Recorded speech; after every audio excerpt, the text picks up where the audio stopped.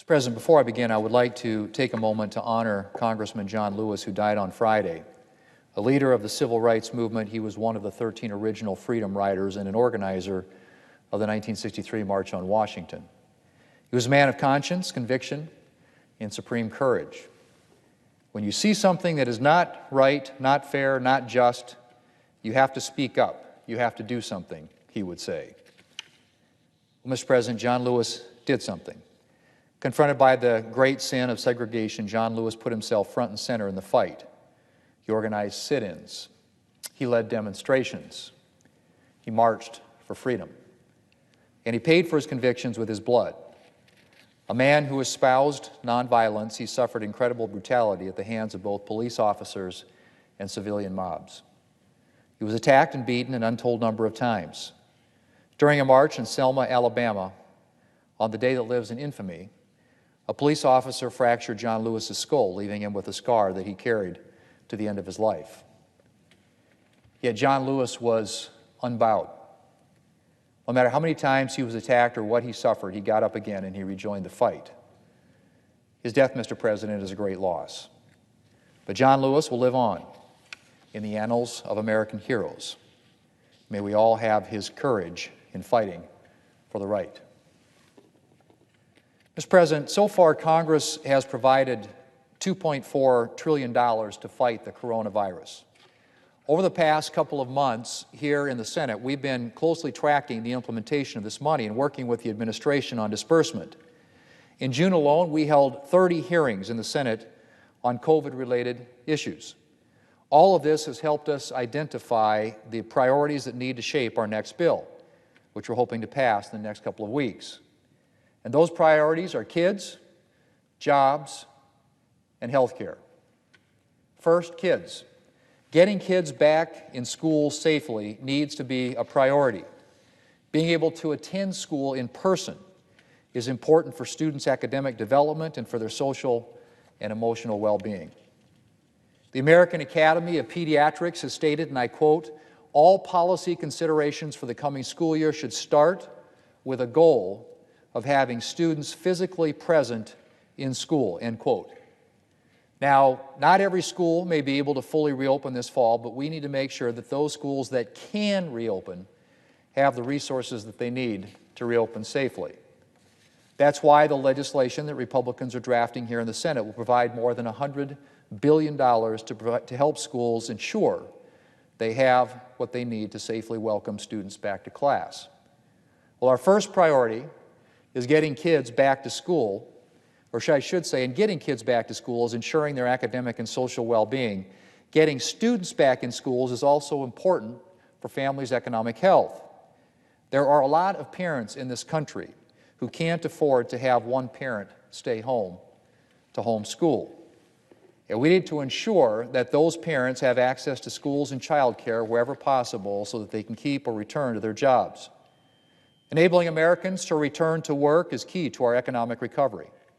Currently, there are more than 17 million unemployed Americans. While this is a significant improvement from where we were 2 months ago, that number is still much too high. And we have to do everything we can to get these Americans back on the job and receiving a regular paycheck. That's why the legislation we're drafting will provide incentives for businesses to hire and to retain workers. It will provide a refundable tax credit for Main Street businesses for the protective equipment and cleaning supplies that they need to keep their employees and customers safe and to encourage Americans to return to their businesses. And it will provide another round of assistance to small businesses with a focus on those that have been hit hardest by the pandemic. We also expect to issue another round of direct payments to hardworking Americans to help them get back on their feet and to stimulate the economy.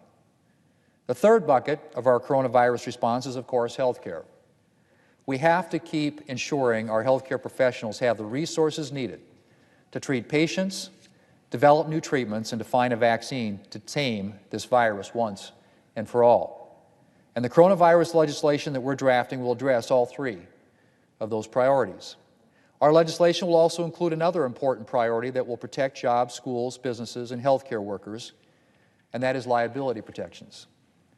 No matter how many precautions schools and businesses take, there is no way for them to completely eliminate all risk of employees, students, or customers contracting the virus.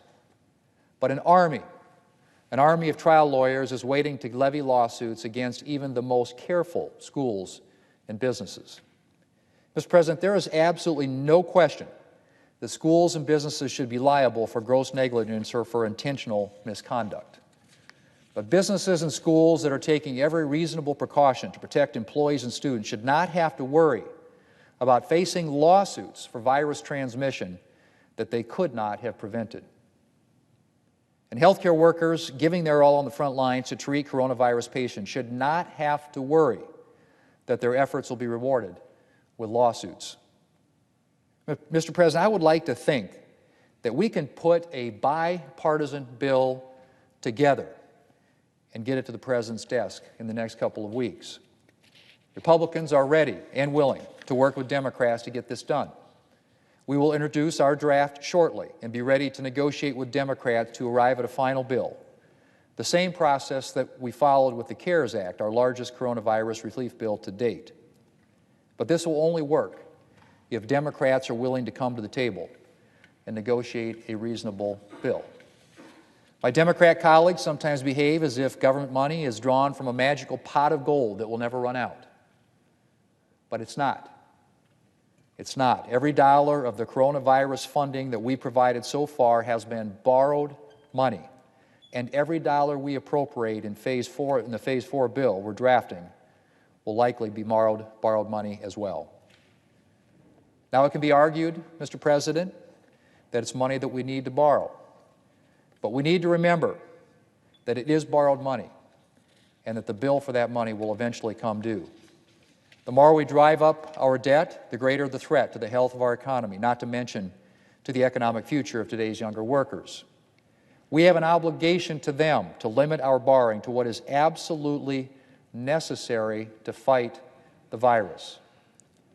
The Democrat leader has come down to the floor the past couple of days and suggested that the HEROES Act, a $3 trillion coronavirus bill that the House passed, is, and I quote, a good product to start with, unquote, when it comes to a Phase 4 coronavirus relief bill. Mr. President, that's ludicrous. The bill the Democrat leader is promoting, the bill he thinks is a good starting point for coronavirus legislation, is a bill that mentions cannabis more often than it mentions the word jobs. Let me just repeat that, Madam President. The bill the Democrat leader thinks is a good starting point for coronavirus relief legislation mentions the word cannabis more often than it mentions the word job.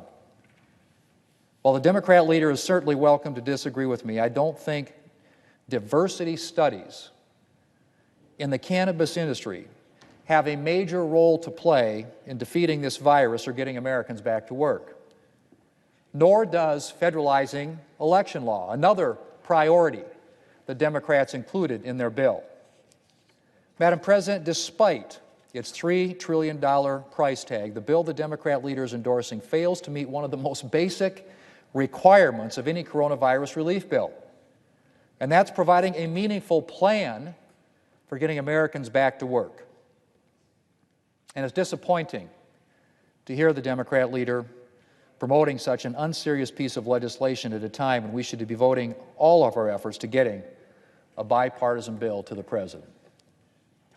I hope my other Democrat colleagues here in the Senate are ready to look beyond partisan wish lists and focus on negotiating a relief package that addresses the real priorities that we're facing: helping kids and parents, getting Americans back to work, and providing the health care resources needed to fight this virus. Madam President, Republicans are ready to come to the table, and I urge Democrats to join us. Madam President, I yield the floor.